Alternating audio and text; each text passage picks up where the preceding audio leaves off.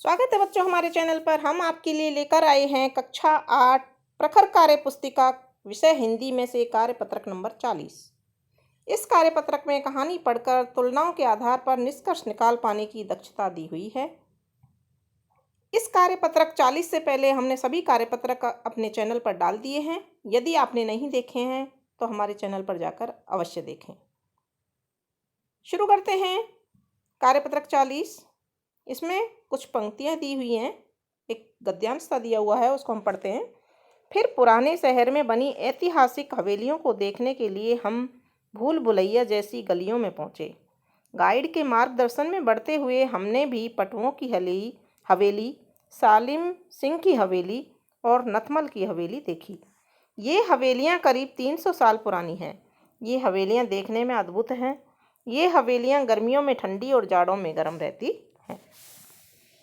अब प्रश्न नंबर 1 है, किलों और हवेलियों में क्या अंतर है। तो बच्चे हम जानते हैं किले जो होते हैं वो ऊंचाई पर बहुत मजबूत होते हैं।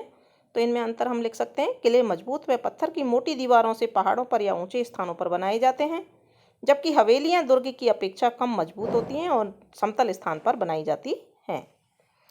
प्रश्न नंबर 2 है, अधिकतर हवेलियां पुराने शहरों में क्यों बनाई गई हैं, क्यों। क्योंकि पहले के लोग पुराने शहर के अंदर ही रहते थे।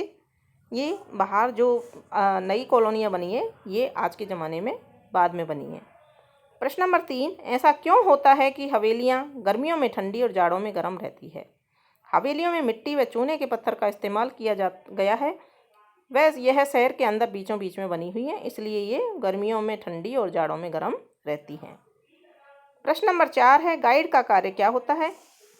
पढ़ाना, मार्गदर्शन करना, हवेली बनवाना।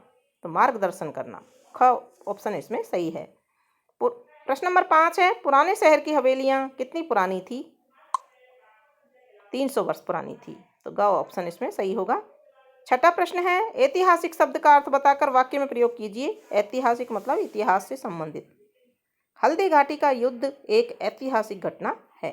प्रश्न नंबर 7 है, दिए गए अनुच्छेद को संकेतों द्वारा पूरा कीजिए। संकेत हैं घोंसला, पेड़, गाना, मजे, गोरैया, घर, रोशनदान, एक दिन 2 गोरैया सीधी घर के अंदर घुस गई और रोशनदान पर जा बैठी। दोनों बड़े मजे से गाना गा रही थी। एक ने नीचे देखा और चींची करने लगी। वह उड़कर पेड़ पर जा बैठी जहां उसका घोंसला था। तो इस तरह से हमने इनको खाली जगह में भर दिया है और इस तरह से हमारा ये कार्यपत्रक नंबर 40 पूरा होता है। आगे के कार्यपत्रक देखने के लिए जुड़े रहिए हमारे चैनल से। धन्यवाद।